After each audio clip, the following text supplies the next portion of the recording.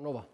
Вчера пристигна долго очекуваната оценка на Европската унија и Соединетите Американски држави околу тоа дали се исполнети условите за одржување на фери демократски избори, но таа повеќе ја искомпликува ситуацијата отколку што придонесе за некаква разрешница. Доколку до утре на полноќ не се приначи одлуката за распуштање на собранието, веќе во среда нема да има Македонија собрание и изборите сепак ќе се одржат на 24 април и покрај противењето и најавата за бојкот од страна на опозицијската СДСМ. Што да очекуваме во следните 24 часа и очекуваната посета на тројката европратеници кои придонесоа за Пржинскиот договор. Ќе разговараме вечерва со моите гости, универзитетскиот професор и политички аналитичар Владимир Божиновски. Добро вечер. Добро вечер, добро е. Политичкиот аналитичар Сашо Клековски. Добро вечер и вам. Добро вечер и честит со стартот на вашата телевизија, пошто сум прв пат тука. Да, прв пат сте ви благодарам. Прв пат е и Горан Трепеновски, уредник, новинар во Весникот Вест. Честитки од мене и посакувам што подолго вечна работа. Благодарам, Горан. Почитувани, да започнеме токму со оценката на заедничката оценка на Европската унија и Соединетите Американски држави, која беше соопштена вчера од пред владата, откако беше доставено писмото до премиерот за одржување на избори. Реакциите се поделени во зависност од тоа од која страна доаѓаат. Која е вашата оценка, кој е вашиот впечаток? Дали ова оценка е заснована на реални факти и дали е веродостојна? Повелете, господин Божински. Благодарам. Видете, во принцип, оцената требаше да каже ДИК, односно Државната изборна комисија.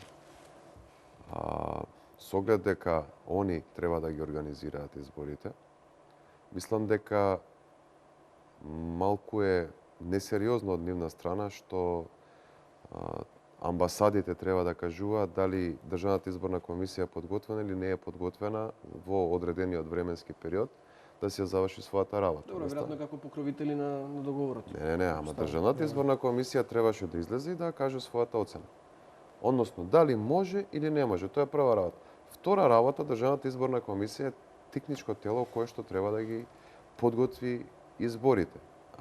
За жал, има интенција токму таа да се искористи како едно орудие, би рекол, или инструмент за одолжување на тие избори за некој, би рекол, како да се изразам, X временски период, непознат временски период.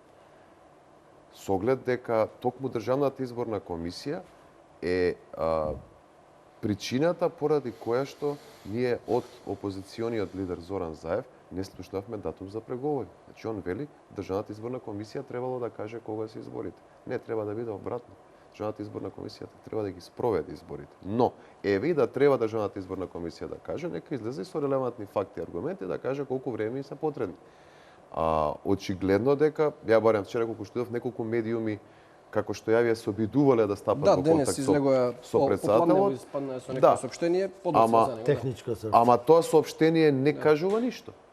Значи исто, па порано да не излегле со тоа соопштение. Јас не го видов соопштението. Воопшто не ми даде никаква информација. Никаква информација не ми даде. Да.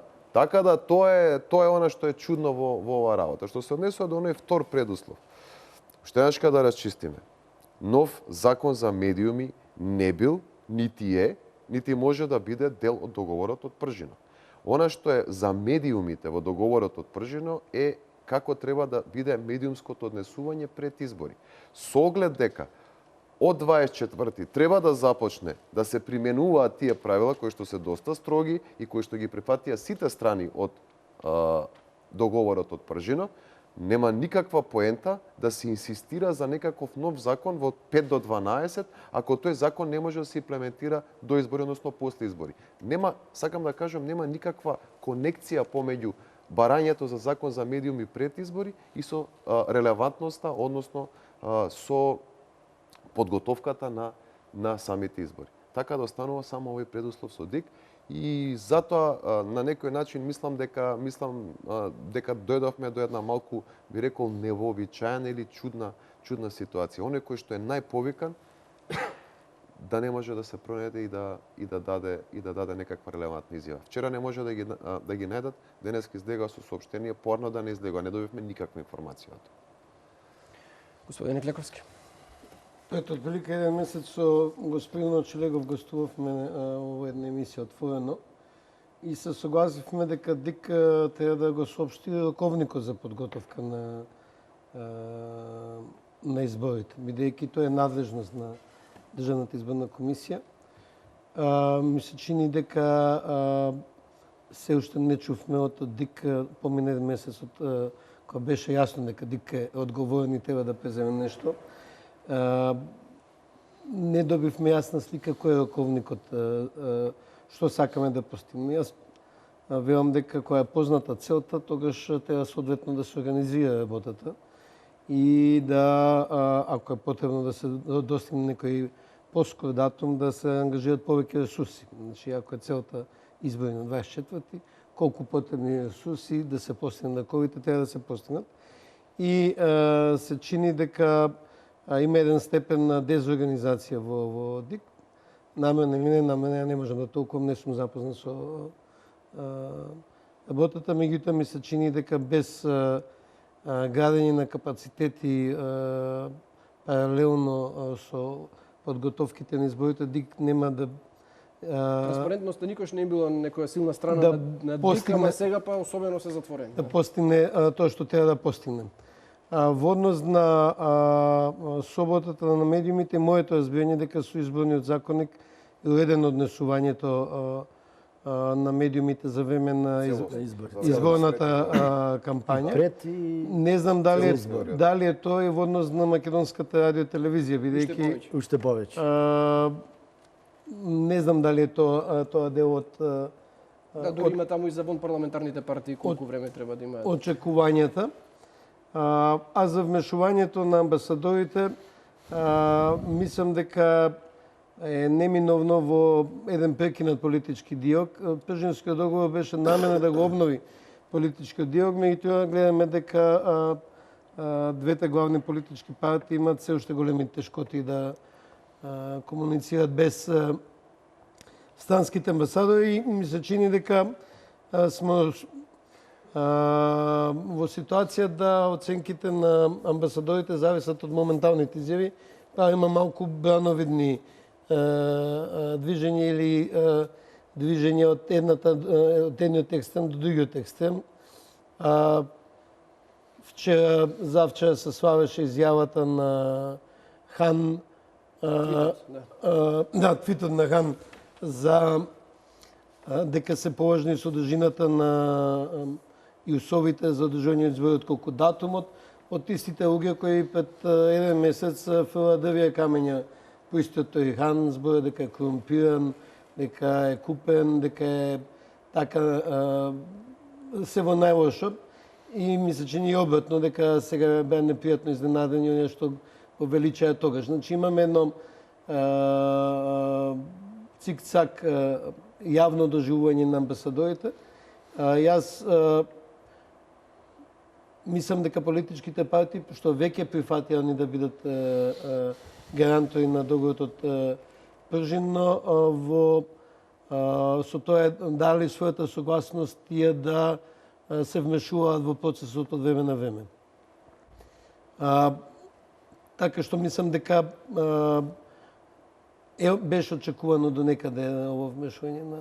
Дел од јавноста се толкува дека малте не заменили опозицијата. Мислам дека денеска неколку аналитичари излегува со такви тези дека меѓународната заедница станала опозиција во Македонија наместо опозицијата. Добро, не би се согласил. Ние имаме последните 2 недели еден куп изјави од влијателни политички аналитичари од Соединетите американски држави кои директно ги подржуваат позициите на ВМРО ДПМН. Имаме други изјави од европски политичари кои исто така подржуваат позицијата на ВМРО ДПМН.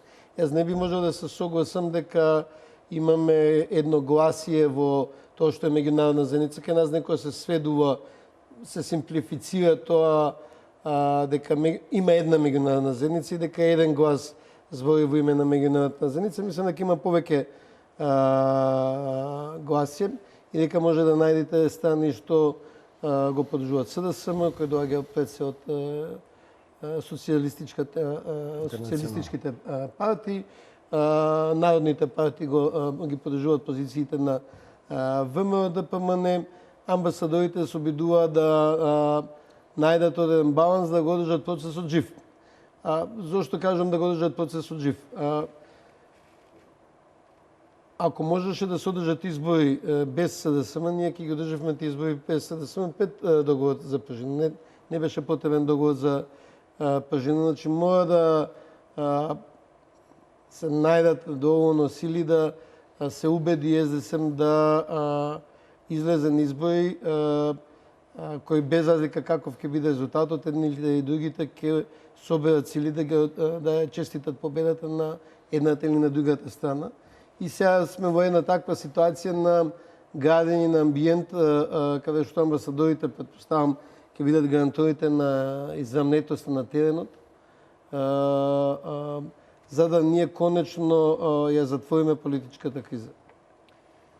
Трпеновски, вие бевте кандидат за член на Државната изборна комисија од редот на експертите. Функционер во обид. Да, функционер во обид, за жал неуспешен.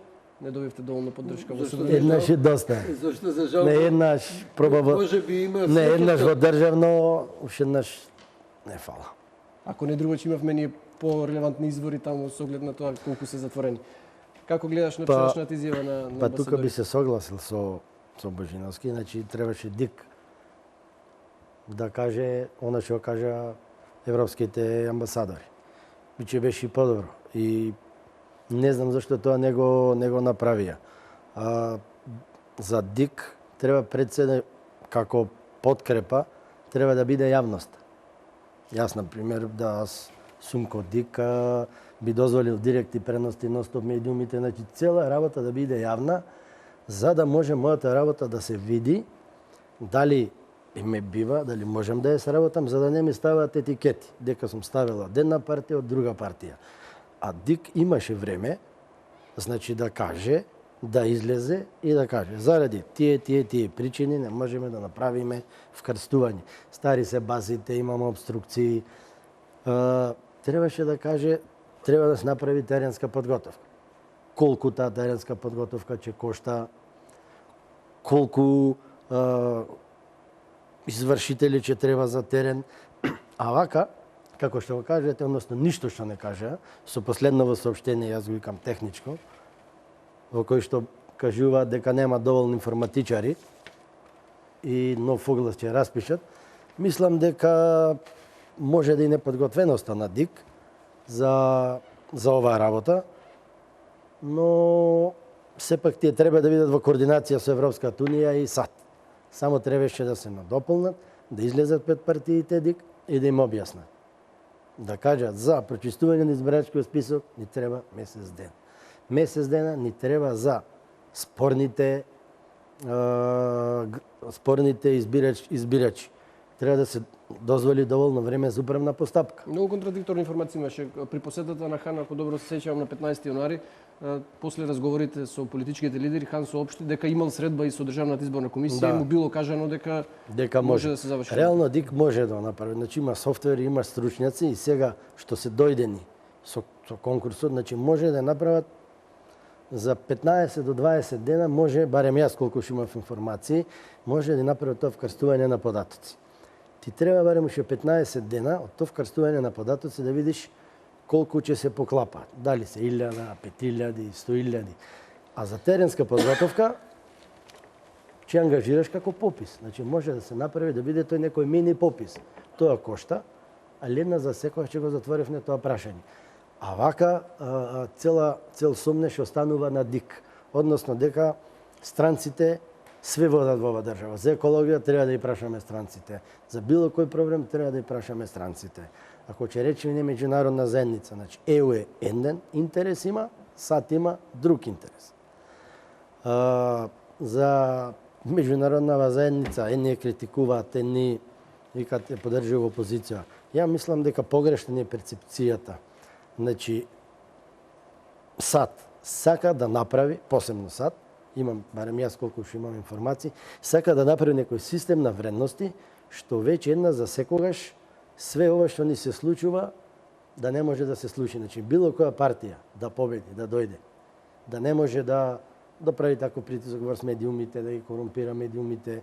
И јас како новинар, значи не можам сега во собрание кој ќе појдам да пијам кафе со некој пратеник. Одма вика, овај му кажува него и одма вика тој е на таа партија.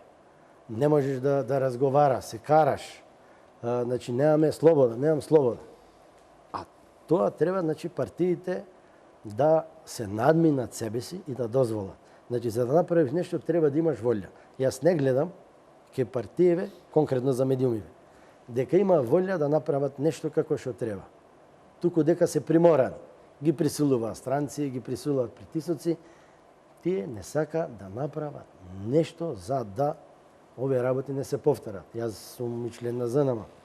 Бев и порано за новинари, се борев, има повлечено клевети. Но сакам, ако се смени власта, не сакам да има освета на новинари. Пример, како што лидерот на опозицијата вика, не противници ми се менили, непријатели, медиумите. Видите со газдите. На друг начин реши. Али новинарите се работат својата работа. И за договорот за пржином, мислам дека за медиумите во препораките од Прибе е ставена за проблемот на медиумите. Дека медиумите треба да бидат ослободени од било каков притисок, треба да се дистанцират од партиските политики и да им се направат нормални услови за работа. Значи, тоа треба да се направи. Јас не гледам сега кај партиеве дека тоа го прават. И мене ми смета што не, на крајот све странците борбата решаваат да контролира Советот за и Агенцијата за медиуми. Гледа зашто разговараме кој да контролира, дали да контролира ВМРО, дали да контролира СДСМ. Каде сме ние другите? Каде се тие што не се партиско определени? Каде се нивните интереси? Најбитно кој го контролира Советот. Направи никој да не го контролира Советот. Јас кој излезе законот за медиуми, значи во тоа време бев против законот за медиуми. Зошто? Дека имаш и тога институции кои што јавниот интерес го чува. Имаш комисија за заштита на дискриминација. Значи омраза кој шири имаш да го казнеш. Навреда, клевета има суд. Имаш Совет за радиодифузија. Да, секојаш регулацијата значи, на медиумите различни контроли и потешко беше да контролираш. А сега одедно тело контролира све. И тоа е сон на секоја партија, на секој, да контролира медиумите од едно место. Тоа не треба да се дозволи. Меѓутоа, тука е можеби клучот, зашто можеби е сепак потребна промена на законот за медиумите. Како состојува контрола? Само ако има високо регулиран... Пари. Значи, владиното рекламирање... Па не е јавното. Добро, јавното рекламирање е настане, тоа е уредено. Ке нема колку што ја разберам, односно, дека нема владино рекламирање. Тоа беше еден од предлозите. Тоа беше еден од предлозите. Сега има во изборниот период да нема, али ова е работата и после да нема владата во приватните медиуми, само во јавниот сервис. Дали ќе помине? Меѓутоа, делот од законот за медиумите што е потребна измена е високата регулација и високите казни поврзани со високата регулација. Пошто Советот како има моќ? Само ако има многу членови, многу регулација кои лесно може да ги прекршите. Ја, например, се чудев зошто кога гледам телевизија, од 1 сат, до 4 сабајле, има документарни програми за Елинденското востание. И онда разбирам дека треба да се пополни некаков фонд на програма на македонски јазик. Или треба да се пополни некаков фонд на музика на македонски, албански, турски или какви. Се гледа само формата за не може јазици и тоа се кажнува со 20.000 евра ако не исполниш цензусот. Мислам дека промената во законот на медиумите не треба да оди во насока на кој ќе го контролира Советот или агенцијата, туку да се намали што повеќе регулацијата и да се намалат казните. Бидејќи слободни медиуми може да има само ако нема страф од казнување. Ако вие имате, ако може да има казни за се и се што, ќе има само цензура во... Имаше некои предлози да се Треба казнува... и дел да се измени. Не може на приватните телевизии, комерцијални, и кажува држава, ти че имаш толку играна, толкова, со комерцијален медиум. Че ти можеш на МТВ. Јас сум комерцијален медиум. Ако мене ме гледаат за играна, че направам све играна, плюс форматот што треба да си го задржиш. Клучот е и парите и контролата. Сега, како тој баланс ќе го постигне за јавен интерес? Значи, не сакам ни опозиција, ни позиција да има таа контрола. До некаде. Во Америка системот е дерегулиран, значи нема регулација на медиумите. Јас лично сум бев против закон за медиуми. Видите, да, се слагам и треба да се разговара околу законот, да се оди на негово поедноставување. Нормално све што е комплицирано може полесно да најдеш начин како доколку сакаш да на некој начин влијаеш врз одреден, во случајов медиум. Но сето тоа не мора да се направи, не ни може да се направи за 5 дена. Не ни треба сега да се направи за 5 дена. Не, затоа сега го ќе била јавна расправа со стручната јавност, со кратко време за сериозна коренита промена да се направи. После избори треба да се седне и ни се една широка јавна дебата, особено кон оние кои што се најзасегнати, а тоа се медиумите, да се изнеде некое решение каде што сите ќе бидат задоволни. Како гледате, Божиновски, вие на оваа ситуација? Испадна дека ова прашање за медиумите е најкомплицирано од сите прашања од Пружинскиот договор. Се друго се реши, за ова се преговара 3-4 месеци. Не знам, ете се согласиле партиите да разговараат. Са штом се согласиле, веројатно презеле некоја врска, се ние не сме внатре. Види. Во принцип имаше таму еден општ член, принцип дека треба да се оди во насока на унапредување на состојбата. Да. И во ред да се дискутира за закон. Ама тој закон не беше предуслов за избори. Не беше предуслов за избори. Она што беше предуслов за избори беше регулација на медиумското известување во текот на предизборна кампања. Односно, од распуштање на парламентот од 24-ти тоа ќе важеше. И ќе важи. Па некои одредби од изборниот законник веќе се на сила. Од 20 декември е забрането политичко рекламирање до почеток на кампањата. И толку се строги тие правила што апсолутно нема потреба никој ни да помисли дека може преку тој закон за медиум уште повеќе да бидат тие. Значи да направи построги правила и дека тоа сега во моментов со овие правила кои што се сила некој може да влие на самите избори. Така да овој закон воопшто немаше потреба да биде, тој може да се дискутира и да се разговара. Потребно е време.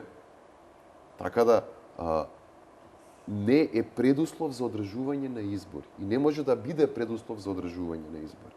Тоа ми беше мене поентот. И дополнителна работа, која што никој не ја спомена. Не можете вие само со закони да ја уредите работата на медиумите, воопшто на функционирањето. Потребна е и едно ниво, еден степен на политичка култура која што доаѓа со текот на време, која што доаѓа со едукација. Значи, потребна е политичка култура. Не може вие све да уредите со законски некакви одредби. Во медиумите, особено етиката и саморегулацијата. Добро, има и саморегулација сега, има и тело за совет за саморегулација. Потребна е едно повисоко ниво на политичка култура.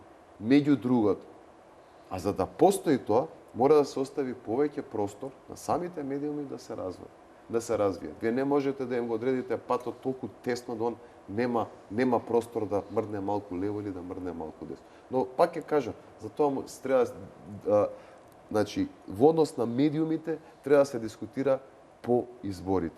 И во текот на еден период кој што може да биде и 5 месеци, и 6 и година. Значи сите релевантни страни и да се договорат за нешто кое што ќе ги задоволи и политичките партии, но пред се оние на кои што е наменет законот, тоест медиумите. Ја тука би завршил околу медиумите во однос на оваа ситуација. Не се важни. Тие во моментот Зоран Заев ги користи исклучиво како аргумент за пролонгирање на избори без фиксен датум. Едноставно тоа е само орудие алатка. Дополнување на ова со ДИК или уствари ДИК е дополнување. Си се менува.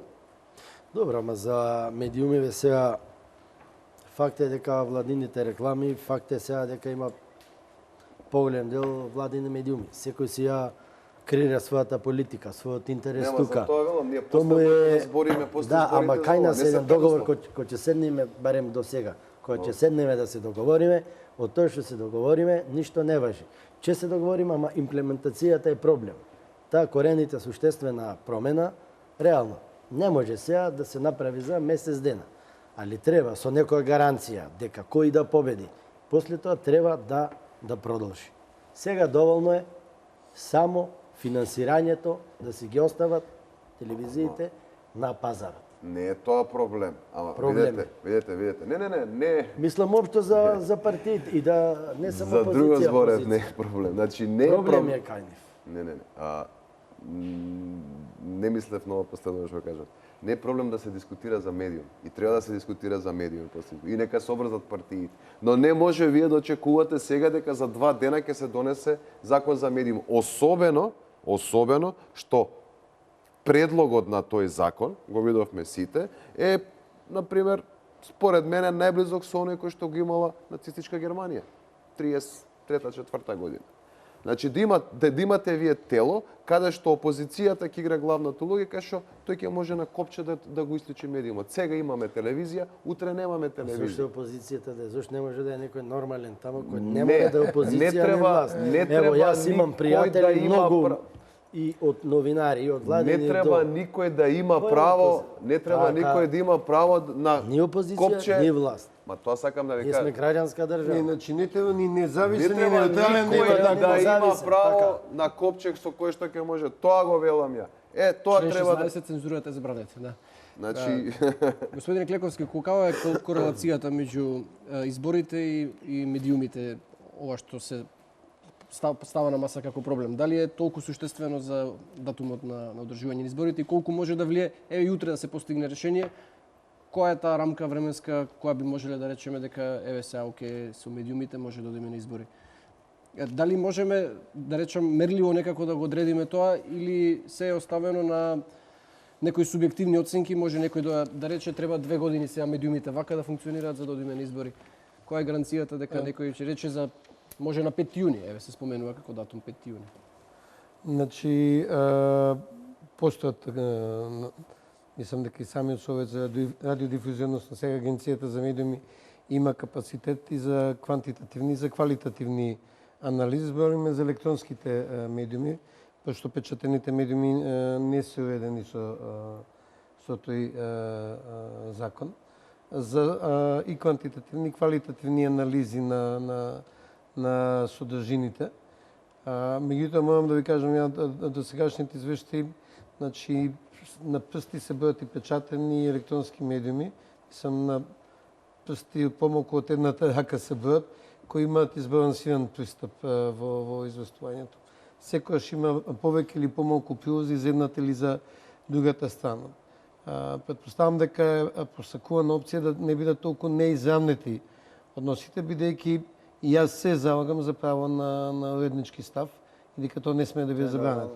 Коментар од вести мора да се однесе. Сега го следам доста прашањето на референдумот во Британија за излез од Европската унија. Guardian има дефиниран уреднички став. Они се против излегувањето на Британија. Они се за останувањето во Европска унија и тогаш е јасно дека Guardian ќе отстапи повеќе простор на ставовите која подржуваат таа уредничка политика. Да, ама тамо има некој минимум професионални стандарди.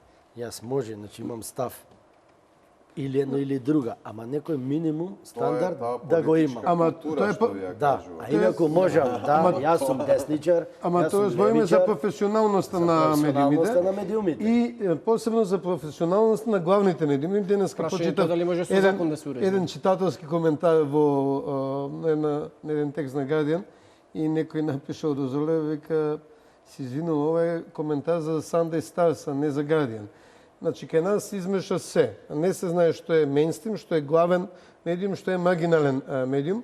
Односно, некако има повлекување на... Коментари, вестите се измешаја. Повлекување на квалитетот надоле. Пошто вие ќе имате пропагандистички сајтови и екстремни сајтови и секакви ситуации, ама тоа треба да биде на маргините. Ќе има и жолта штампа, која ќе се интересира кој каде бил на одмор, со каква јахта одмарал, како се облекува, што се соблекува, кај се соблекува и така натаму. Меѓутоа, проблемот е главните медиуми, значи тоа што се мејнстрим медиуми, да задржат некои стандарди на пристојност, пошто вие пак може да го кажете својот став, ама тој да има доволно елементи на пристојна култура. Сега тоа некаде се изгуби и делумно мислам кај нас се американизира изборите. Значи, прво се телевизира кампањата, која е исправно на македонски кажано. Значи, имаме многу големо влијание на телевизиската кампања, односно, може би Владимир ќе каже, мене ми се чини дека дури политичките партии дават некоја претерано место дека медиумите одлучуваат Добро, главни се телевизиите и во моментот одлучуваат во Македонија. Иако мислам дека предизборната кампања има ограничено влијание на ставовите на луѓето. Меѓутоа има едно централно место ставено посебно на телевизиите со многу платена политичка програма, што ги прави кампањите многу скапи. Значи во Европа нема примери на волку политичка кампања на медиуми, тоа е повеќе американски унек, вклучувајќи негативната кампања, бидејќи исто во Европа нема платена негативна кампања. Ба ја не сум видел, за разлика од Америка, каде што имам платена негативна кампања од спротивната страна. Значи,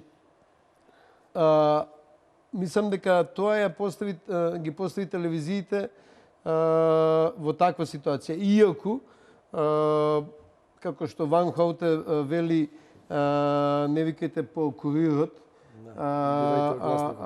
бидејќи он само ја пренесол содржината која е овластен да ја пренесе, истото се однесува на платената политичка програма. Јасно мора да знаеме што е платена политичка програма. Добре, тоа е регулирано и тука не можеш многу да има. Туку пред тоа, барем опозицијата смета дека се во хендикеп имаат во тој начин, но мислам дека треба да се потврдат тие прашање дали некој чека од телевизија да му се каже за кого да гласа, да направиме тука. Добре, и телевизијата мислам 80% пред да продолжиме со дебатава, ја имаме Бојана Димитриевска, колешката Бојана Димитриевска со последните информации од Државната изборна комисија. Бојана, ако ме слушаш, разговараме токму за денешното соопштение на Државната изборна комисија. Неколку дена новинарите беа во потрага по претседателот Чичаковски. Од Државната изборна комисија не излегува со никаков став, дури попламнево излегува со некаков став, но сепак главните информации понатаму ги немаме. Може ли да ни кажеш дали и кога ќе се знае, кога Државната изборна комисија ќе биде подготвена и ќе излезе со став дали е подготвена да спроведе фери демократски избори? За жал, Гоце, тоа нема да можам да ти го одговорам во овој момент, затоа што ние и денеска новинарските екипи беа во потрага по првиот човек на Државната изборна комисија Чичаковски. Се обидовме да поставиме комуникација со него, но за жал неуспешно, бидејќи тој не одговара на нашите телефонски повици, така да не добивме одговорни на прашањето кое ти пред малку го постави, а не добивме одговорни на прашањето дали Државната изборна комисија ќе одржи јавна седница и дебата онака како што побара владеачката ВМРО-ДПМН. Го спомна соопштението, слушнав дел од дебатата, имам јас некои документи, она што го испрати Државната изборна комисија, би прочитала некои делови. Во моментов се врши проверка на податоците во секоја од базите, пошто ќе бидат префрлени во единствениот сервер на Државната изборна комисија. Државната изборна комисија исто информира дека во моментов се врши проверка на податоците во секоја од базите, пошто податоците ќе бидат префрлени во еден сервер кој ќе ги врши вкрстените проверки.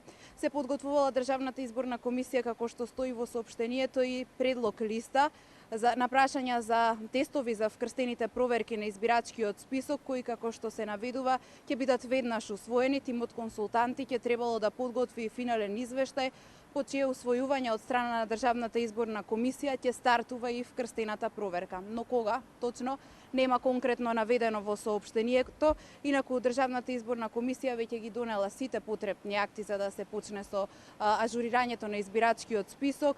Исто така и парите кои беа потребни на Државната изборна комисија сега се веќе на сметката на Државната изборна комисија. Министерството за финансии ги префрлило буџетските средства кои се потребни за да се исполнат сите обврски за стартување на, односно за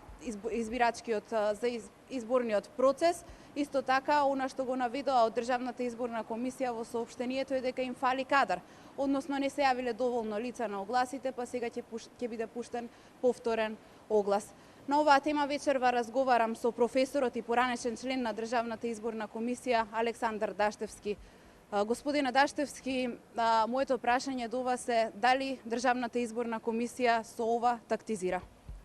Од ова што го гледаме овие 2-3 дена, евидентно е дека државната изборна комисија тактизира, меѓутоа да се надеваме дека е тоа позитивно тактизирање, затоа што се уште ги нема потребните податоци, односно се уште не е спровела методологијата за прочистување на избирачкиот список. Да се надеваме дека кога ќе го заврши тоа и кога ќе ги има резултатите, ќе излезе во јавноста, односно ќе одржи седница и ќе ја извести јавноста дека избирачкиот список е прочистен, бидејќи тоа е нејзина должност и одговорноста е на државната изборна комисија, таа мора да го направи тоа.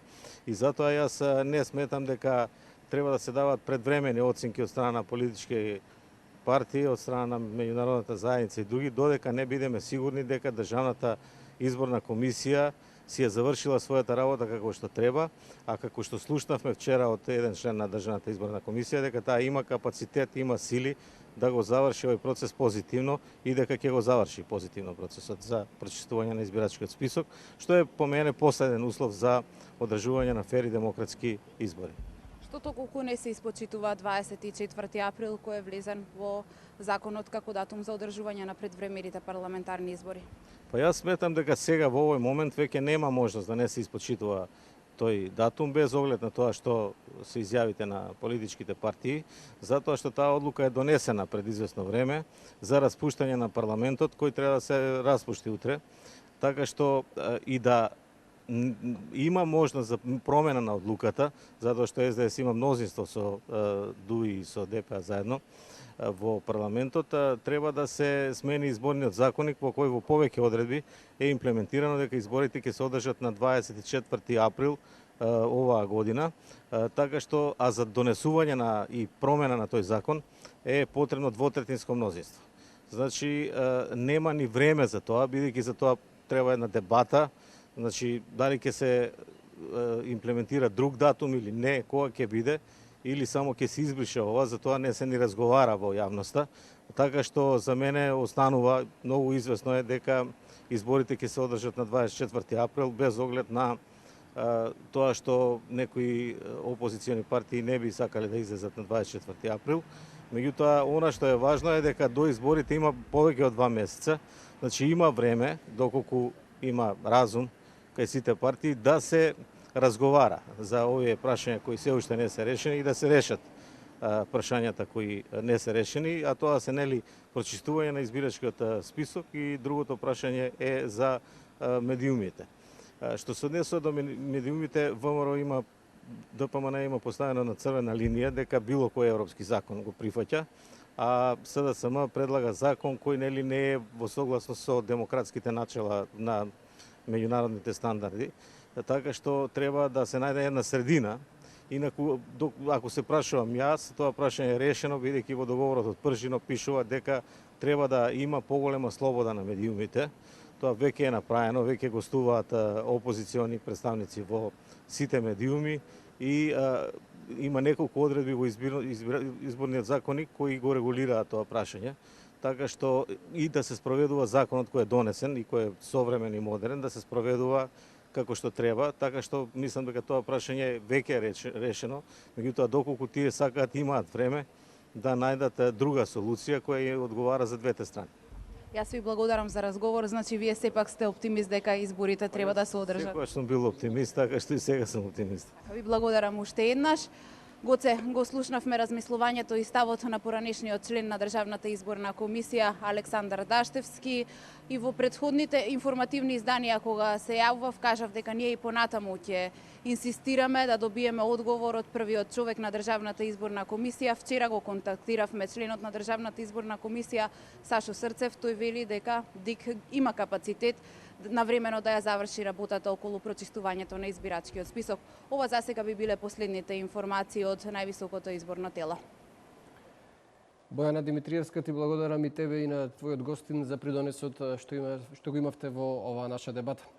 Ние, почитувани, го продолжуваме разговорот во студиото. Имавте прилика да го слушнете поранешниот член на Државната изборна комисија. Оптимисте дека избори на 24 ќе има, останува нешто повеќе од 24 часа до моментот кога собранието ќе се распушти со одлуката донесена уште на 18 јануари. Утрешниот ден го пречекуваме со длабоко поделени позиции на позицијата и на опозицијата. Денеска излегува и ВМРО, ДПМН и СДСМ со своји ставови по вчерашната оценка на Европската унија и Соединетите американски држави. ВМРО, ДПМН останува на ставот дека нема ниту еден сериозен или кредибилен аргумент во прилог на тезата дека не треба да се оди на избори на 24 април. Од друга страна, СДСМ и понатаму тврди дека услови нема. Што очекувате во следните 26-7 часа, ако не се лажам? Па, според мене, според она јас што га, од овие информации кои што ги добивме од самиот развој на состојбата, можни се 4 би ги нарекол варијанти на тоа што би можело да се случи, како би можело да се развиваат работите, од кои што 3 се можеби веројатни, четвртата е неверојатна. Сепак ќе ги кажеме сите. Значи, првата варијанта е да се одржат избори на 24 април. Избори кои што, значи датум за кој што се согласија сите политички партии, меѓу кои што и Зоран Заев. И тоа нема да биде одење на избори на ВМРО ДПМН, туку тоа ќе биде одржување на избори кои што беа договорени од она што се случува пржено. Тоа е едната варијанта. Втората варијанта, во насока на овие препораки кои што дојдоа од меѓународната заедница и во насока на некој начин можеби последен обид да се убеди СДСМ да излезе на избори, бидејќи морам да напоменам, ја уште од почетокот на септември реков дека целта на СДСМ со одлаговлекување или дополнување на условијата од пржење е да се одложат изборите. Еве 4-5 месеци после тоа излезе дека су во право. Значи, но сепак евентуално да се договори некој фиксен датум близок до овој што е од 24 април. Се разбере во меѓувреме да се најде председателот на ДИК, не знам ако е присутен во државава, за да е некаква процена кога би се завршило со тоа, или нека си даде оставка, нека дое друг некој кој што ќе може да излезе и да ни го каже тоа на нас граѓаните.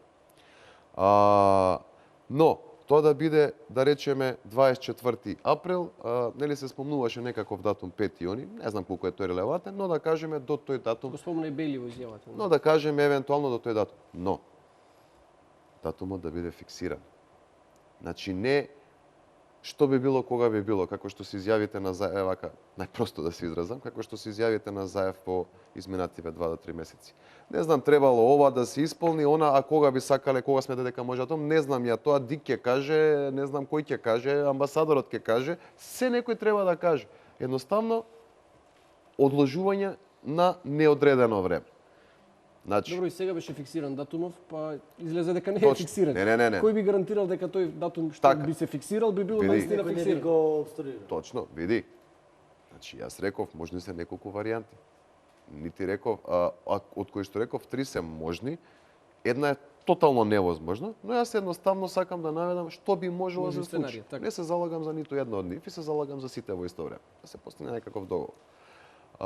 Значи да се фиксира датумот и каде што и самите меѓународни представници, иако и они често многу го менуваат реално ставот, но и тоа е од друга причина. Можеме да дискутираме.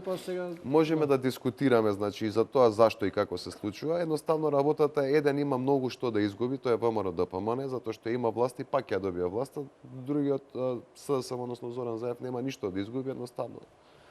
Најтешко е со тие луѓе да се преговара и секогаш они притискаат онаму кај што е помеко. Мислам, знаеме како функционира. Но има уште едно решение, на пример, еве колку ви треба време, бидејќи нели треба време за прочистување на список, требало време за да се разговара за концепт. Требало време за све. Во ред. Еве ви време до следниот април, тогаш имаме локални избори. Зашто да немаме, така ќе се уштедат пари, предвремените избори да бидат врзани со локалните избори. До тогаш 10 списоци може да се прочистат и свет буквално да се среди тоа што го бараат, нели? Добро, туку има тоа што го бара опозиција. Чекај. Па не доврши, па ако може да доврши. Сега. Го компликува целиот процес, значи. Но доколку се договори тоа во истиот момент, Никола Груевски се враќа како премиер на Република Македонија, Чавков и Диме Спасов си се враќаат како министри, СДСМ, министрите технички, замениците си се повлекуваат и едноставно до 2 месеци пред тие избори кои што ќе се договорат. Специјална обвинителка. 100 дена пред изборите. Не 100 дена. Веќе имаме 2 месеци до изборите. Значи 2 месеци до формирање во една специјална 2 месеци до значи, до све тие од избори. нула да се врати. Значи, не, сега момент. Говорам Незиниот како мандат е 18 говорам месеци секако. говорам Мислам како дека некакво 5 години, 18 говорам месеци, сега како 5 години трајат Ама сега случаевите. зборуваме за изборите и како изборите. Политичката разврска. Специјалната обвинителка нека си работи, зашто не работи? Немаме никаков проблем. Она не е поврзана со изборите. Иако се разбира некој се обидува да ја или сама се обидува, тоа е веќе друго прашање. Значи да се прават некакви злоупотреби или употреби околу изборите, но она е надвор. Формално барем од тој изборен Добро, процес. ама ова што го говорите значи крај на договорот од пржина, практично. Треба нов договор. Не. Дуи се изјасна дека ќе барат нов договор. Абе, видете се. Дуи може, дуи до четвртокот зборуваш едно, во петокот друго, сега едноставно. Добро, ама сепак се е некоја легитимна сила на албанците. Ама сите се легитимна сила, тие 4 политички партии сите имаат гласачко тело, само и да не забораваме уште една работа.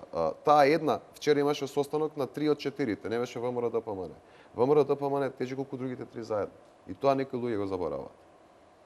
На последните избори ВМРО ДПМН тежи колку другите 3 заедно. Но Мислам не дека нема да има избори без ВМРО ДПМН. Не. Не говорам дали ќе има избори, ја говорам друго. Едноставно, доколку, значи барам излезно решение. Доколку ви треба време, во ред. Еве нека биде. Може да се направи. Анекс на договорот може да се договорат. Сите како што се договори со Пржино, може да се направи анекс на договорот од Пржино. Специјалното обвинителство нека си функционира. И последното сценарио. Немаме никаков проблем. И последното неостварливо сценарио, она што го бара ЗЕФ. Одложување на изборите без никаков фиксиран датум.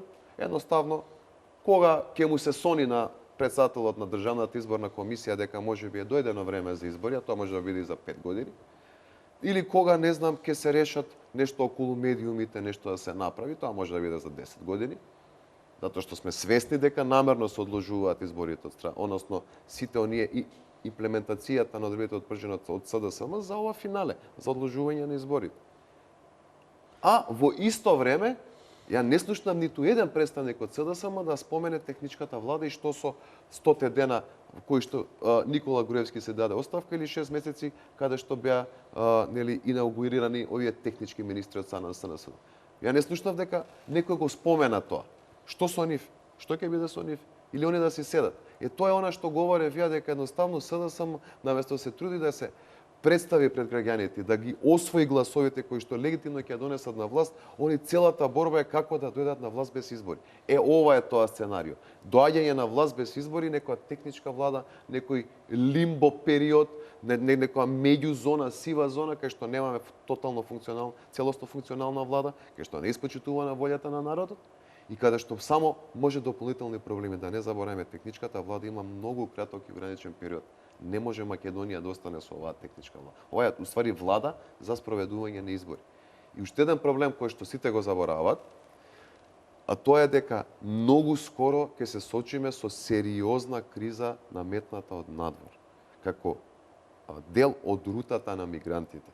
Значи тоа мене ми е многу чудно како да сме изолирани од све. Значи, ако немаме влада во целосен капацитет, ќе си имаме сериозни проблеми. Затоа што ние сме една од земјите на главниот транзитен коридор. А веќе имаме проблеми. Еве и денеска, значи со блокирање на приемот на приемот на мигрантите од Авганистан, веќе се создаде директна тензија на Гевгелија. Илјадници да идат. Така? Мигранти. А сите го забораваат. Добро, аламираше за тоа и Хан во неговата изјава. А ние имаме техничка влада. И председателот Иванов во неколку наврати веќе. Да, ама едноставно не гледам думите и особено кај опозицијата дека тоа некој го спомнува како нешто релевантно. Едноставно како да живееме на некоја друга планета или на друг континент. Главниот аргумент тука е дека институциите си функционираат. Значи, ја повеќе пати имам напишано и кажано, најдоброто може да се најде за Македонија што може да се случи оваа година е да имаме избори што ќе се одржат што поскоро. На тие избори да учествуваат сите главни политички партии. Тоа подразбира да има ДИК завршено својата работа со почистениот избирачки список и четирите страни да го вложат својот легитимитет во тој избирачки список. бидејќи нема да имаме признавање на резултатите ако не го признаеме избирачкиот список како легитимен. Јас исто така сметам дека специјалното јавно обвинителство треба најмалку еден случај да доведе во некоја завршна фаза, поврзан со изборните нерегуларности, да се испрати јасна порака дека ако имало изборни нерегуларности, такви нема да останат неказнати. И поаѓајќи од ова за мене просакувано сценарио, тие се опциите. Едната опција е избори на 24-ти, втората опција е одлагање на изборите на 29 мај 5 јуни. Третата опција е откажување од организирање на предвременни избори и оставање на политичкиот процес да течи понатаму. Избори на 24 април се невозможни, бидејќи СДСМ нема да излезе на тие избори и такви избори нема да бидат решени за политичката криза. Ние не само што ќе останеме во политичка криза, ќе влеземе во подробочена политичка криза. Значи мора да дадеме уште една шанса на процесот, а тоа е одлагање која не би било големо кршење на договорот за влада одговорна за спроведување на изборите, која има мандат од 100 дена пред изборите, ако добро се... Ама реално има и месец дена за каснување во сите рокови. Значи, 29 мај 5 јуни влегуваат во дефиницијата на избори што најскоро може да се организираат и сметам дека покрај сите почетни недостатоци во подготовките на ДИК може солидно да се исповеде контролата на избирачките списоци, да се направат сите можни подготовки. Ако нема избори во скорошен период, мислам дека одредбите за влада која треба да ги спроведе изборите ќе се суспендират, бидејќи нема да има избори. Соодветно на тоа не можеме да имаме влада одговорна за спроведување на изборите, значи мора да имаме политичка влада. Дали таа политичка влада ќе биде голема коалиција или не, тоа е прашање на политички договор, меѓутоа ја не гледам во оваа ситуација дека овој состав функционира како голема коалиција. Овој состав функционира како наметнато решение и мислам дека тоа влие на функционирањето на институциите.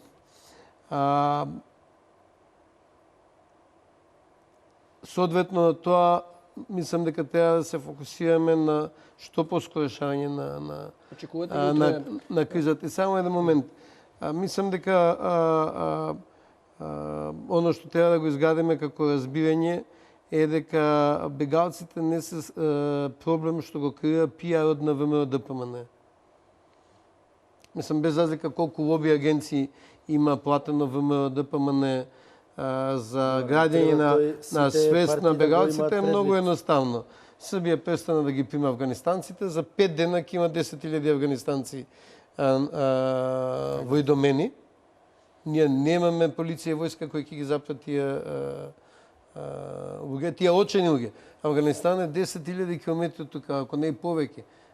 Така, мислам, околу 10.000 километри. Може да замислите кој е очеот на тие луѓе што 10.000 километри поминале.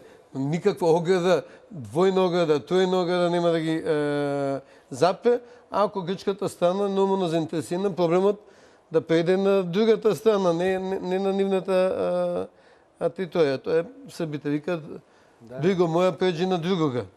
Значи овде сите сакаме проблемот да го префрлиме на другиот и ние може да се најдеме во еден незгоден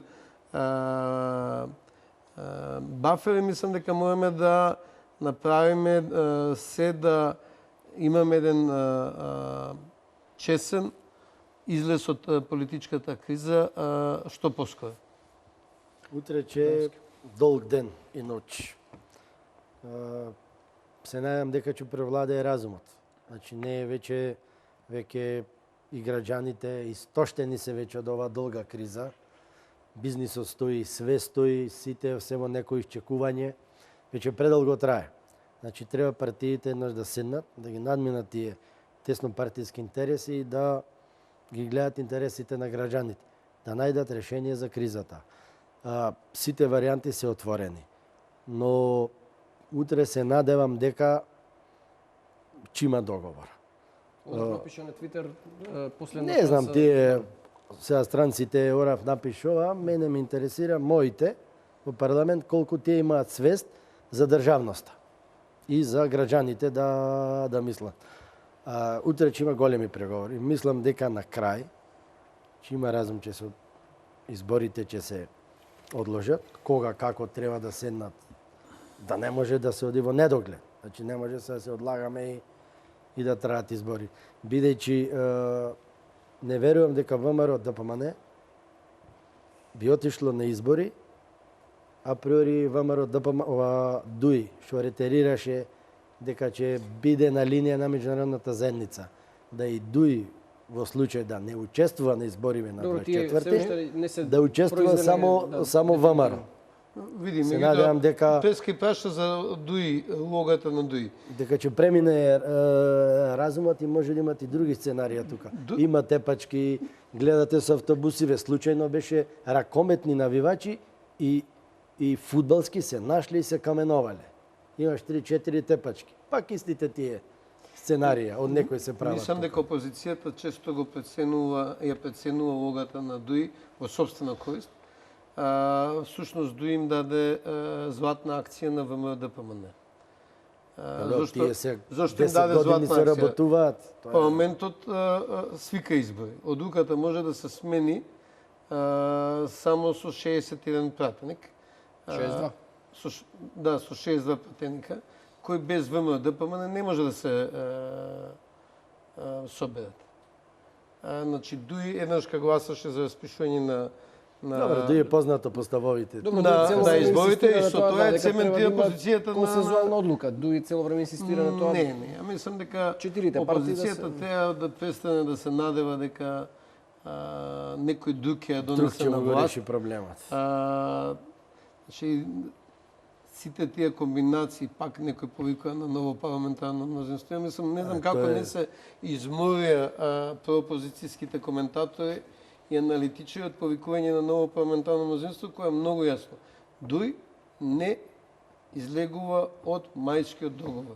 И не е решението. Мајскиот договор, победникот на едната страна прави коалиција со победникот на другата страна. На ДУИ тој гарантира владење, односно учество во власта следните 20 години, пошто албанската опозиција моментално не е заинтересирана да стане власт. Да го победи ДУИ на избори. Значи, ДУИ нема да го понешти Мајскиот договор кој гарантира учество на власта. Со повлекувањето на ДУИ од власта со ВМРО се поништува Мајскиот договор. И тоа ослободува опцијата да после следните избори ВМРО ДПМН направи коалиција со ДПА, со која може би идеолошки, кадровски се чувствуваат поблиски. Или може да ќе се обедине другите албански партии. Значи, затоа, значи не е дека тоа е љубов према ВМРО ДПМН, не е, тоа е љубов према Мајскиот договор, кој гарантира дека ДУИ со сегашната политичка карта на партиите чии гласачи се етнички албанци, ДУИ ќе биде неприкосновен на неодеден период. Ја не гледам сериозна закана по позицијата на ДУИ. Иди, ако се обединат албанските партии... Што мислите вие околу улогата на Демократската унија за интеграција? Ставовите на Ахмети овие денови, како што кажа и господин Тлековски, некако влева оптимизам кај дел од проопозицијската јавност дека Ахмети ќе сврти грб на ВМРО и... Не, види. Значи, да се разбереме. Проблемот е дека секогаш партиите на етничките албанци идат на консултации во Американската амбасада и после тие консултации формираат некаков став. Значи, они не идат никогаш против да кажеме, желбите или намерите кои што ги има Американската амбасада, односно САД. Не говорам меѓународна заедница. САД, намерно кажувам САД, затоа што станува збор за САД. Дали тоа значи дека ДУИ доби одобрение да гласа за спишање на парламентот и избори на 24 април? По враќањето од Америчката амбасада го промени ставот Али Ахмети. Значи, Али Ахмети имаше многу цврст став околу изборите. Он сега не го смени, не го сврте ставот. Он го омекна. Односно, даде можност за некаков договор. не значи дека ако не се постигне договор, тој ќе му сврти грб на ВМРО-ДПМН. Многу погрешно беше протолкувана изјавата на Али Ахмед. Да се разбере. Значи, ова е едноставно шанса за да се постигне некаков компромис во последен момент. Мислам дека и она соопштение кое што беше вчера од страна на САД и на ЕУ беше во таа насока. Пак ја повторам. ВМРО-ДПМН има многу што да изгуби. Они едноставно ја раководат со државата, имаат власт. Они се одговорни. Одговорноста најголема е кај нив. По изборите пак ќе остане кај нив, заради тоа што ќе ги победат. Ќе победат на тие избори. Чи 130, 140, последни во последните 10 години се такви анкети, да се разбере. За новите. Значи, сите анкети. Поупатен си тука сите анкети. За старите ги знаеме, за нови ако има. Сите анкети. Не се случило разлика од 130, 140, 150 илјади, 180 илјади гласа да може некој да сврти за месец. Што е логиката тогаш Божиновски да се одложи изборите за 5 јуни? Тоа е месец и 2 недели, ако добро право математика. Од 24 април до што може да се смени реално на да не заборавиме. Ама Заев не сака на 5 јуни да ги одложи изборите. Он сака да ги одложи. Тоа го кажав, он сака да ги одложи изборите за некогаш. И тука е најголемиот проблем. Значи, од стартот кога почнаа тие преговори за договорот од Пржина и после со имплементацијата се виде дека најголемиот притисок беше врз ВМРО-ДПМН. ВМРО-ДПМН беше тотално конструктивна. Ако се вратиме на назад, ќе видиме кој бил поконструктивна страна. Се прифатија многу работи и тоа е во ред. И тоа е во ред и треба да биде конструктивна. Но што беше целта? Целта беше да се дојде до 24 април на изборите за кои што они знаат дека ќе победат. Затоа што поддршката се уште имаат од народ и со тоа ќе се заврши политичката криза. Од друга страна, Заев знае дека ќе ги изгуби тие избори и ќе си ја запечати својата политичка кариера со тоа. И нормално дека ваму имаш луѓе што може многу, едната страна може многу да изгуби, другата страна нема што да изгуби. Кого ќе притискаш? Само што проблемот е дека и самиот тој притисок и кон таа страна што има што да изгуби, значи едноставно треба да има крај. Особено што ние видовме дека во неколку наврати Заев нешто, значи не можевме да говориме за диалог, не можевме да говориме за уцена. Или ќе го прифатите ова, или не преговараме, или ќе прифатите она, или се повлекуваме, или ќе значи, едноставно ставот беше земи или остави.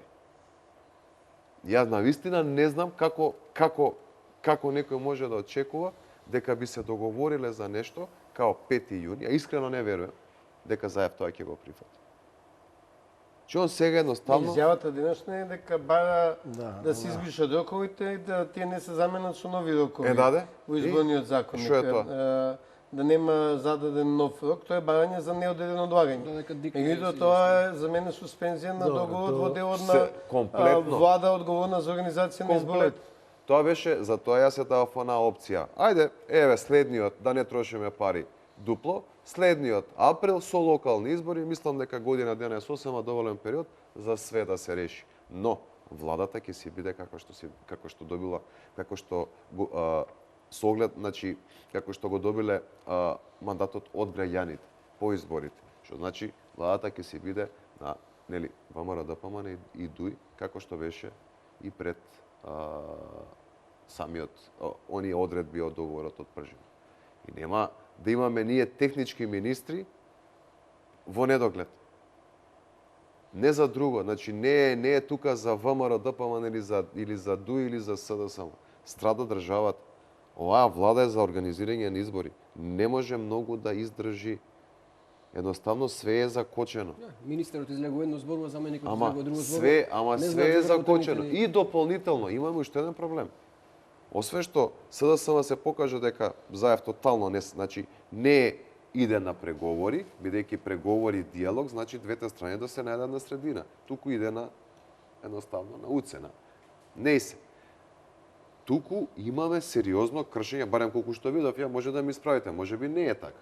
Но јас колку што прочитав од медиите, сериозно кршење на законите, каде што управниот суд им наложува на министрите на СДСМ да спроведат одредена одлука, они воопшто не ја имплементираат таа одлука. Добро, ама според препораките од Прибе, судството И што сега? Последните одлуки е реално дека Чекај сега сакате покажува да ми дека е кажете дека судот не реално, треба да барем- се почитува? треба да се почитува судот и тие одлуки. Тука не правиме, не разговараме. Ама досега однесувањето на судот не дава доволна доверба и кај мене, и кај граѓаниви, и кај опозиција, и кај Едно е- власта за решавање на одредени Едно случаи. е да се договори Имаме ние нешто различни случаеви тука. во ред. Едно е да се прави реформа на судството. Тука се слагаме дека треба реформа. Секогаш треба реформа на Значи судството. реформа треба, не е битно Ама да двама друго е да се каже не го почитувам судството пошто не ми е симпатично или немам Па добро. не е симпатично, видите колку примери има и со притворите и све. Добре. Значи сите најголеми забелешки, све е во судството. Све можеш, носи закони, све е супер. Дојде имплементација, одиш на суд и со аргументи губиш. И заради тоа да не го почитуваме сега судот. Не, па нема можда да го почитувам, ама ова судство вака како што е поставено, конкретно за што беше дело за клеветава, значи не можам сега да Не зборам зборам за за другите. клевета, зборам за управен суд одлука. Тие се подложни и се покажа сега и со бомбите, се покажа дека се подложни на различни влијанија. Добро, Значи разговарам различни, значи и сега да го финансиски- суспендираме судството, да Не да го Што суспендираме да судството. направиме? Не да го да не мешаме работи. Не, во Прибе јасно си стои.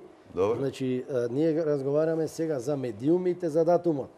Тука е Прибе, Иван Хауте, каже и сите декатрит препораките за Прибе. Кај заборавивме во собрание да се испитаат бомбите. Не постои. Контрола на службите. Кој го закочи нема. тоа у собрание Па со сега, бомбите? Кој го Па заклучи? кој го закочи? Не навлегувам дали опозиција или власт. Ми е гајле. Мене како граѓанин сакам све тоа што е договорено да се битно направи. Јас за тоа реков, Па ако едни нема едни викаат опозиција, едни викаат власт. кој е председател не на сакам. комисијата. Значи Петре Шилегов реши дека нема да постои тоа затоа што не сакале јавно според неговите желби да излезат функционерите на ВМРО-ДПМ да имаат јавна Тоа си е грешка дебата. негова во деловникот, инаку Така? ако сум јас, тоа е негова грешка и Епа. и мислам Ама дека тука е е- недоветност. Ма јас за тоа ви ви кажувам, диалог е кога ние ќе седнеме и ќе се договориме за нешто, ќе Но попуштам ако сум малку, јас- вие ќе ако сум попуштите јас малку, прав, вие ќе попуштите Ќе малку. излезам нормално, али ако сум прав, јас ќе излезам јавно да кажам било кој. Значи, ако има одговор и за опозиција, ако има во случајов и за заед, нека одговара, бе. Мене како граѓан ми е гајле. Сите Секој ние кој како што си граѓани има сакаме сите докази, да одговарат. Нека си одговара. Не говориме за тоа, него говориме И за тоа е голем тотално проблем, судство. непочитување Голем на проблем. институциите. Да не набројуваме ама, случаеви. се- Вие сакате, значи, сега, ако сакате реформа и почитување на институции, вие сте првиот кој што треба да ги почитува тие институции. Јасно де? Ние ги почитуваме институциите кои не Ама ја не знам дали и на Кежаровски баш ќе го почитува судот толку колку мене. И да не Добро, со судовите е посебна тема и 25 години Тоа- во Македонија тема. Да, ама има во препораките Многу од избегавме стои од тука. темата за изборите и Треба да се датумот. направи за судството. И Господине тоа е битно. Клековски, едно прашање. Значи, пак се враќаме на клучното прашање, дали ние можеме професионално и со личен интегритет да си извршиме работите. Што ние ќе направиме уште една реформа и ќе покажеме пак дека локализмот, парахелизмот, хронизмот, феворизмот ни ги матат составите наспрем професионалност. Еве, и јас се жалам на судовите. А као скопјанец, ако имам судски спор во Кочани, против некој од Кочани, шанса ја нема да добијам во Основен суд Кочани. Добро, ама нема 2 години притвор да добиеш. Зборам за граѓанска парница. Значи, ама тука се кршим исто како кај новинарите. Значи, професионалност наспроти субјективни влијања, дали е локализам, дали е кронизам, дали е феворизам, дали Не е може да генерално да кажеме непотизам, сите суди се дали сега е дали имаме, пошто знаеш, мене некако има проблем, што е решение на проблемот од реформи. И јас, например, бев изненаден во Британија, дека и тоа што е еквивалент на Совет за радиодифузија, и тоа што е еквивалент, они таму имаат многу јака Совет за Сдружение на граѓани, кој има овластувања на гувернер на Народна банка. Значи, може привременни раководство да именува. се луѓето избираат со одлука на премиерот на Британија. А затоа што на крај негова одговорноста кога ќе постави, а меѓутоа тие луѓе имаат интегритет, се професионалци, никој нема да си дозволи да биде ставен во непринципиални, професионално проблематични ситуации. Ние тука направивме сите можни комбинации. Едни ги предлага МАНО, други ги предлага универзитет, трети ги предлага председател на република, четврти ги предлага овој, шести ги предлага оној. И пак собрание ги бираше, судски совет ги бираше. Па тоа не било добро, па министерот да влезе, па министерот да излезе. И пак резултатот не е таков како што сакаме да биде. Да, луѓето ги почитуваат професионалните законите и професионалните стандарди. Тука треба што повеќе да поставуваме барања.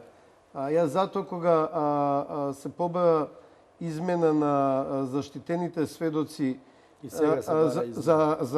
во функција на специјалното јавно обвинителство, јас подсетив на една дебата, да се подсетиме дека ние со заштитените сведоци многу погрешно тргнавме кај нас работата, пошто првите два случаи кај што имаше заштитени сведоци, беа многу климави случаите, пошто не може само на заштитен сведок да градиш кај ќе го скриеме во Струга и Берово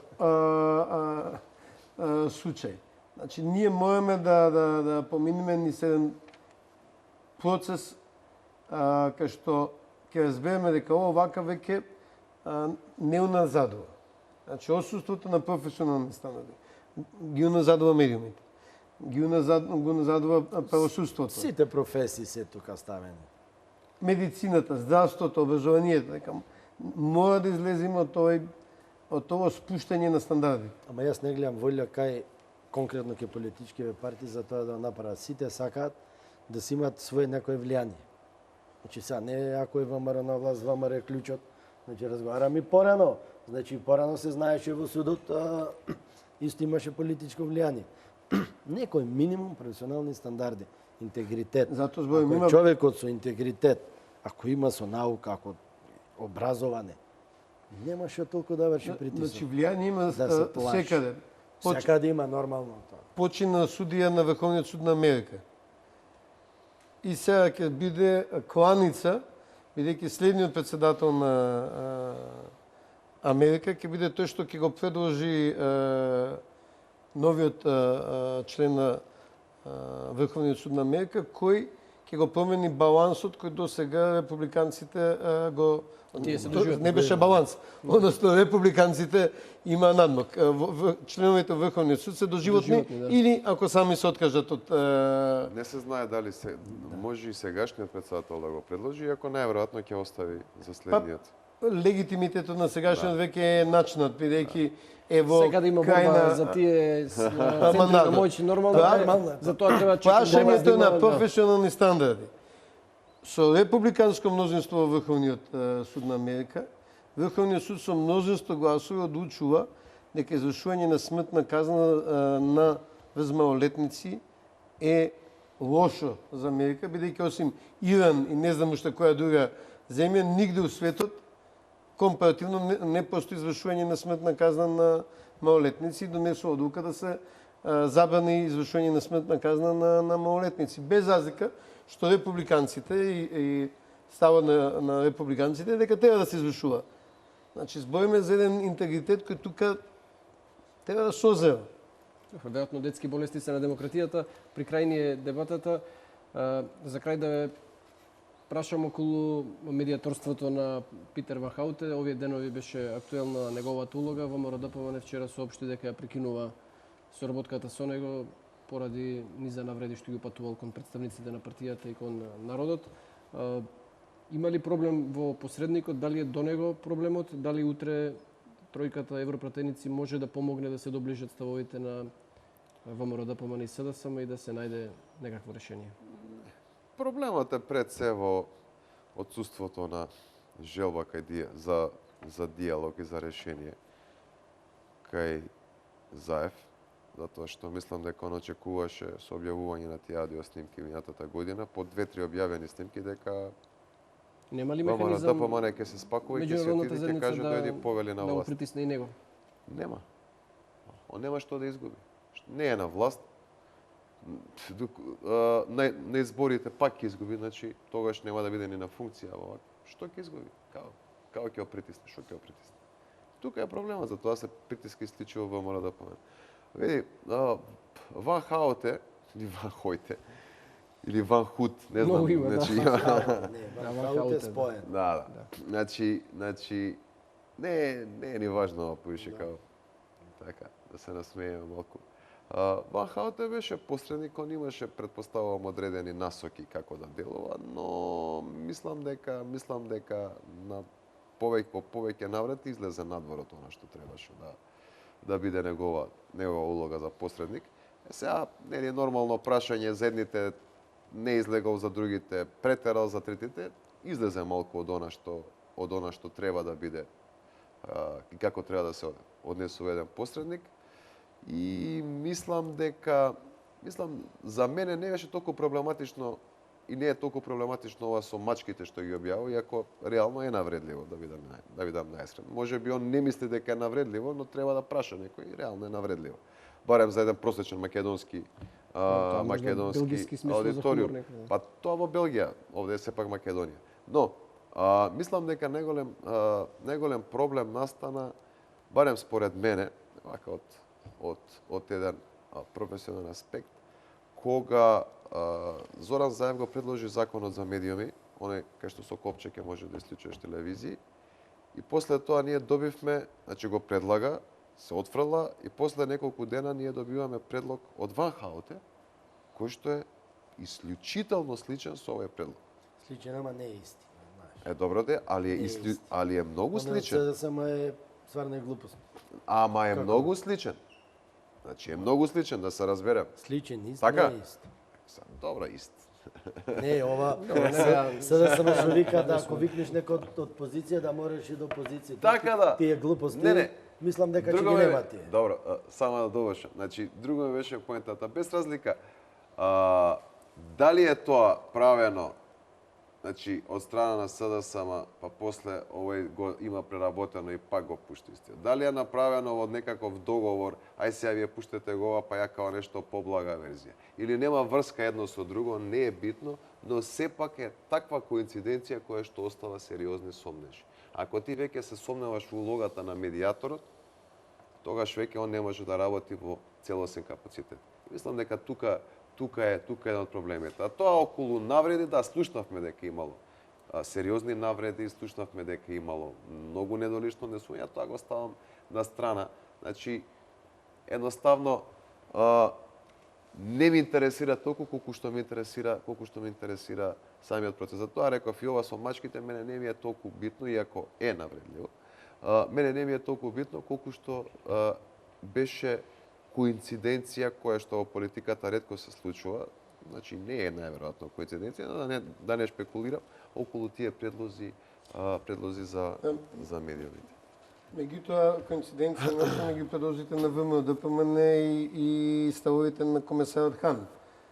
Значи, за мене мораме да раздвоиме дека тоа што комесарот Хан го збори тука во Македонија, сигурно не е некаков коцкарски став, туку е став на Европската комисија и јас сум убеден дека тоа што го говори на состаноците Ван Хауте е некаков став на тие што го донесува и што го ангажира за оваа работа. Од друга, значи мислам дека и он самиот кажа, ако не ви се свиѓат пораките, него те повите курирот. Исто како што дел од пораките на Хан не се допадна пред известно време на една друга публика. Оно што мислам дека меѓутоа е битно за одржување на процесот, сите страни да има доверба во посредникот. И за мене златен стандард за посредник е Нимиц. Внимателно однесување, во ниеден момент не покажување личен став кој може да личи на ставот на едните или на другите. Многу внимателно бирање на зборовите кои се кажуваат. бидејќи станува збор за осетливи ситуации. Мислам дека тоа на тој дел гледате ли кај Ван Хаутен некакво посредникот не се покажа. Имаше коментари кои ја коментира содржината. Видите, вие ако сте посредник во Норвешка, во салата во Министерството на надворешни работи, кај што се водат разговорите, мобилните се остават во метални шкафчиња претходно и има проверка на системи за прислушкување. Пошто тоа што се збори внатре не смее да биде коментирано надвор, не посебно тој што треба да има довербата на сите. Политичките партии не мора да има довербата на сите, иако е пожелно никој да не коментира тоа што се договара. Од друга страна, па јас гледам еден мал знак на надеж во изјавата на ВМРО-ДПМН дека не планира да учествува на разговори во присуство на Ван Хаутен. Ако ја преведеме таа изјава, значи ВМРО-ДПМН планира да учествува на разговори. Значи ВМРО-ДПМН не рече утре веројатно со тројцата дека нема да учествува на никакви разговори, туку на разговори на кои ќе присуствува Ван Хаутен, што остава просто дека ВМРО-ДПМН не е спремно да разговара, зашто друго би разговарали, него за успешна организација на изборите, вклучувајќи и датум. Да, ма за медиумите сега имаше информација дека 3 од 4 пакети поврзани со медиумите се веќе договорени, спорно останува уште едно поврзано со составот на агенцијата. Ван Хаутен последниот ден завчера во петокот, не знам кога беше, последните обиди беа дека потребни се неколку часа, 2-3 часа. Веруваш ли, има ли оптимизам да се надеваме дека утре со посредства на тројкава европратеници дека може да се најде решение за медиумите? Да, за медиумите и за целиот овој пакет. Мислам дека не. Сепак јас двете страни ги ставам тука, дека двете страни прават обструкција кај медиумите. Ван Хаутен, окей, веќе човекот нема веќе живци на Твитер што збори за мачки и тие, нека се збори тој на Твитер, тоа не е официјално. Битно е во тие разговори таму дали неговата улога е како што треба, дали се однесува како што треба. И барем досега во сите изјави што ги давал јавно, не излегувал многу од тоа, но веќе него го фати се некоја нервоза. Сака да се оди дома. Нервоза вика тука не знам што разговара внатре што се кажува, бидејќи излегува некои работи тој кај што ги кажа. Јас затоа реков тоа не е толку битно, колку оваа коинциденција, дали е или не навлегува, но сепак тоа ја нарушува довербата. И тука уствари да, ама сега ќе имаме друга. Ево, Ван Хаутен за медиуми, ВМРО нема да дојде. Добро. Европска унија, ево ќе прати друг. Тоа СДСМ ќе рече, ова е нов, ова е не го прави. Не е толку битен Ван Хаутен. Волја треба ке партиите. Поставена е костурот. Треба волја ке ВМРО и СДС. Волја за што? А СДС волја за договор. А СДС мислам дека застана за Ван Хаутен, бидејќи тие реално нема тие програма за медиуми. Нема. Значи таа програма што е понудена, значи беше стварно, јас колку што знае, што е видов, таа не беше ни да се дискутира. И се тие застана за Ван Хаутен. И тука се согласуваме. Од Ван Хаутен коренита промена. Во смисла да се искористи сега целиот овај притисок, да се направи нешто саглам. Ама мислам дека нема време за саглам, е многу тешко. Меѓутоа, нели ЗНМ бара да професијата не се уредува со закон, туку да се саморегулира.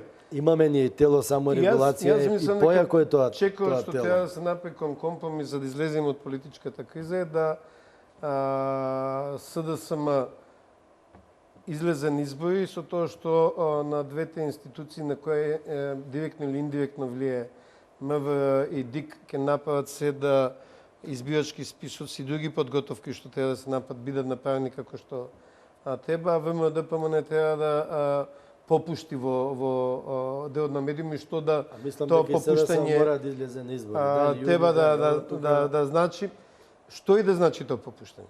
Не се слагам. која не вклучува стискање на дугме. Ама не, нема друго. Ама и ВМРО не сака да си ја комотната позиција со медиумите да си ја напушти. Добро, јас... А СДС сака да искористи некој дугме и јас да ги контролирам. Зошто мора тоа сега да се донесе пред избори? Тоа е моето прашање, кое тотално нема никакво влијание врз изборите. Ја мислам дека нема врска со изборите, дека сега целава ситуација, значи гаранти, Европа, САД, да се најде некое стварно решение за понатака. Да се рефлекторите за палење. За понатака, не да ми се светат после кој да дојде и дали мене, дали на Сител, дали на Ама Слободен што понатака, Печев. еве, ако има избори, СДСМ ќе победи и утре таа агенција за медиуми ВМРО-ДПМН како опозиција ќе контролира и ВМРО-ДПМН ќе стиска на дугмето. Не барат опозиција, значи предлогот нема никакво се експерти. Нема никаква логика. Добро, сега никој не сме да има право да згасне медиуми. Никој не сме копче да стисне. А тоа во Македонија околу такви експерти само да се разбереме, може тоа да исто по знак прашалник. Значи таа работа Значи со за експерти копчиња за лиценци нема и не треба да има. Добро, се согласивте на крајот околу една работа, се согласивте околу повеќе други работи. Дик да се заврши работата, ВМРО-ДПМН да малку попушти и да се постигне договор, да направиме се што побрзо да ја завршиме политичката криза, пошто ќе испадне село гој, баба се чешува. Во однос на мигрантите и на тие работи, претпоставам. Не, тоа е нешто што дури е несватливо за мене како лесно преминуваат преку тоа. Не преминува, тоа е сега. Останува да видиме што ќе донесе утрешниот ден. Ви благодарам што бевте мои гости во вечерашното отворено студио. Се надевам ќе имаме прилика за брзо време повторно да се видиме. Вам почитувани, ви благодарам што бевте со нас и оваа вечер. Останете со телевизија Нова, следува најновиот преглед на информациите.